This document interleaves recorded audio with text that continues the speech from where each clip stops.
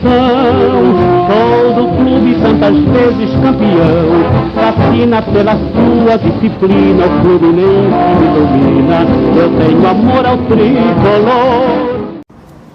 Caros amigos, mais uma edição do programa Panorama Tricolor, edição de número 72 no ar, com as presenças de eu, Paulo Roberto Anga, Renato e Marcos Vinícius Caldeira, além do nosso querido convidado, o advogado Diogo Matheus, que é um grande fã do Panorama, nós somos grandes fãs dele, então teremos um fanatismo enorme aqui. Saudações tricolores, Diogo, uma honra ter você aqui, a gente, enfim, vai fazer o nosso debate aqui a respeito e esperamos que você goste e participe intensamente com a gente. Saudações, Paulo, saudações, Marcos, saudações, Renato.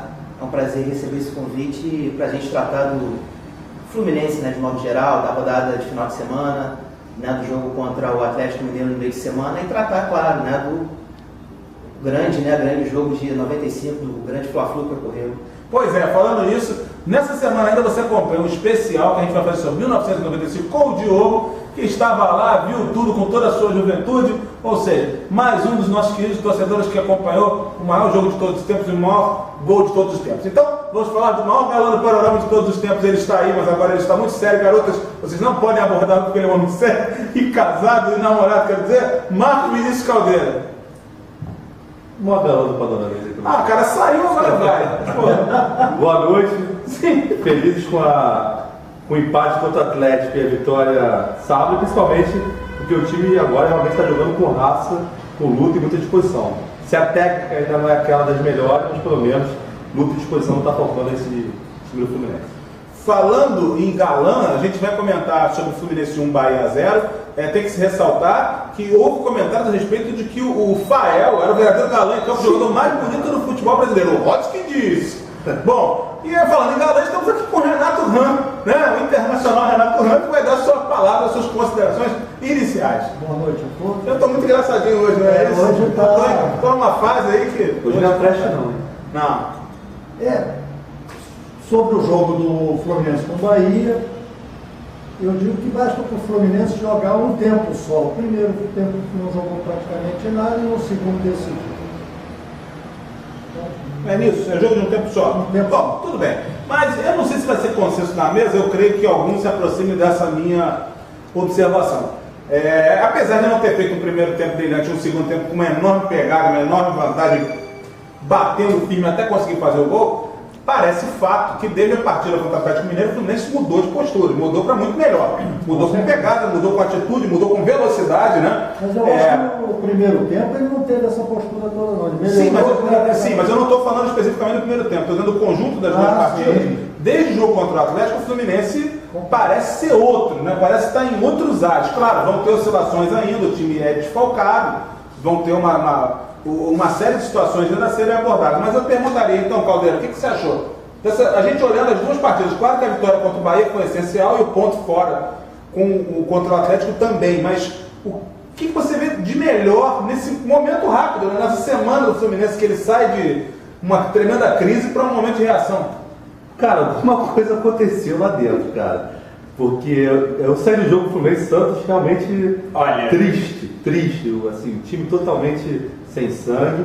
E de uma hora para outra, não foi só a mudança na escalação, em que parece que eu e o Renato aqui sempre vem falando, pô, o Rafinha tem que entrar, o Rafinha tem que entrar, o Rafinha tem que entrar. Realmente ele entrou. E deu um novo dinamismo ao meio campo do Fluminense, né? Ele é volante, está jogando como terceiro homem de meio campo, mas ele é mesmo que marca, ele abre para atacar. Mas, cara, não só isso explica uma mudança de postura, né? Ou seja, o time mudou, cara. Alguma coisa aconteceu. Aí o Wagner está jogando bem, que não, a gente não viu. E quando eu falo jogando bem, não é nem tão jogando bem tão tecnicamente, porque ele tem técnica para jogar melhor. Mas com disposição, correndo, armando jogada, fazendo gol. Enfim, o astral mudou do time. Inclusive eu pedi a certidão de óbito do Wagner e eu retiro aqui nas duas últimas. De uma hora para outra o astral mudou. E aí tem que se entender o que houve. Se foi uma mexida lá, ó galera, vamos ligar o sinal de alerta, senão esse grupo vai ser rebaixado, vocês vão ser como.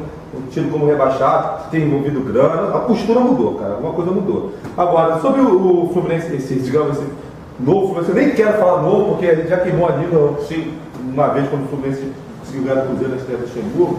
Cara, eu acho que é o seguinte, a entrada do Rafinha realmente deu uma... Rafinha e o Williams tornam o meio campo mais dinâmico.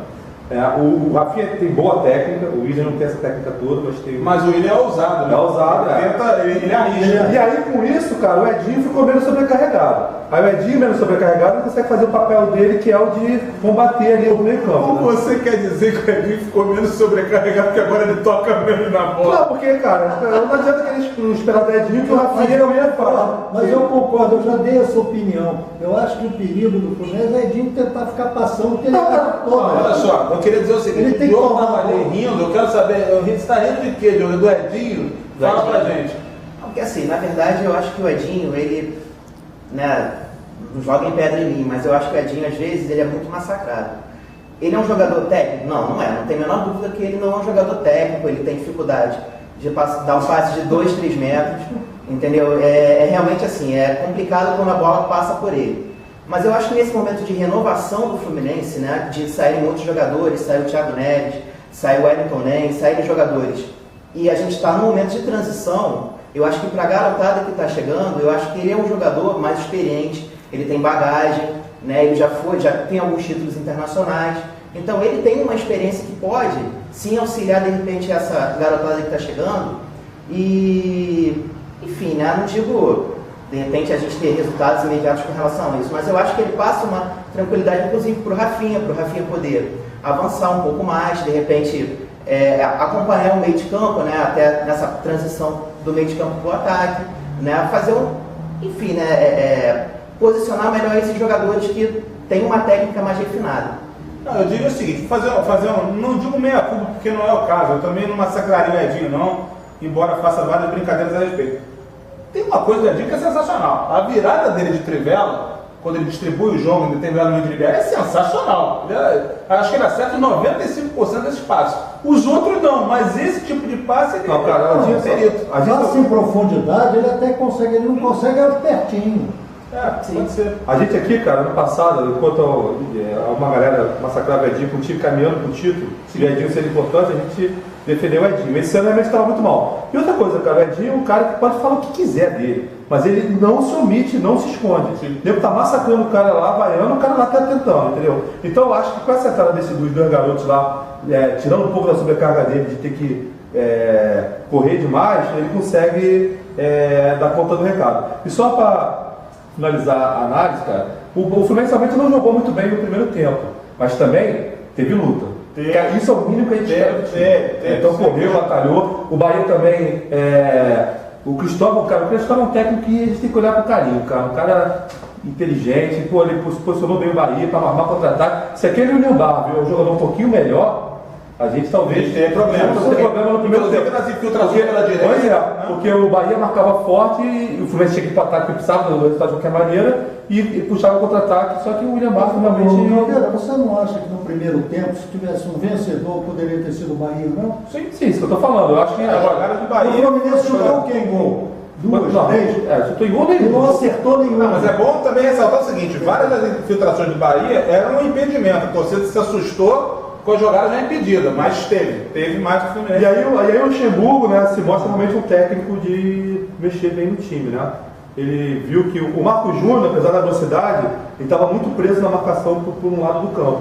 Ele botou o Birubiru, né, que também tem a velocidade do Marcos Júnior, só que o Birubiru tem uma coisa que, pelo menos nesse jogo, ele ficou se deslocando ali entre o zagueiro para o lado e para o outro defendeiro, coisa que o Marcos Júnior não estava fazendo. E o Birubiru já entrou logo fazendo uma sequência ali que se ele passa pelo penúltimo ali, é só golaço.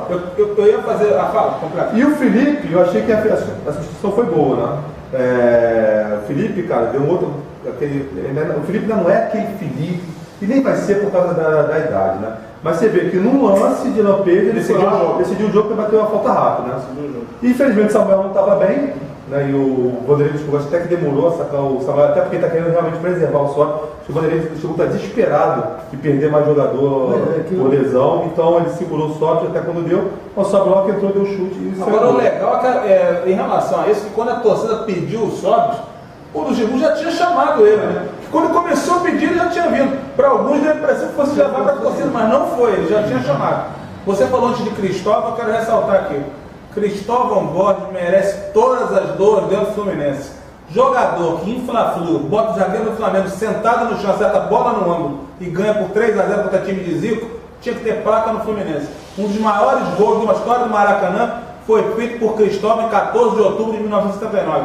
Fluminense 3, Flamengo 0. Quem não sabe disso precisa saber, porque Cristóvão era um jogadoraço. É um campeão pelo Fluminense, né? Campeão pelo Fluminense 80, campeão pelo Fluminense 83. Jogava muito. Um jogadoraço. Infelizmente não foi um titular regular, teve problemas, mas assim, era um jogadoraço, sempre respeitou muito o Fluminense, foi auxiliar no Fluminense com o Ricardo Gomes, quer dizer, é um cara que merece todo o nosso respeito, todo o nosso apreço. Eu ia chamar a atenção de vocês agora, a gente está encaminhando para o final do bloco, para falar justamente dessa ironia. O Felipe, que é um jogadoraço, a gente sabe disso mais nos seus últimos momentos da carreira, justamente numa partida com o Fluminense, se destacou pela pegada, pela pujança dos jogadores mais jovens, foi através do toque de um veterano, jogador mais velho em campo, que a partida foi decidida, né? A astúcia dele na hora de cobrar a falta e colocar logo na direção do Sobis com muita velocidade.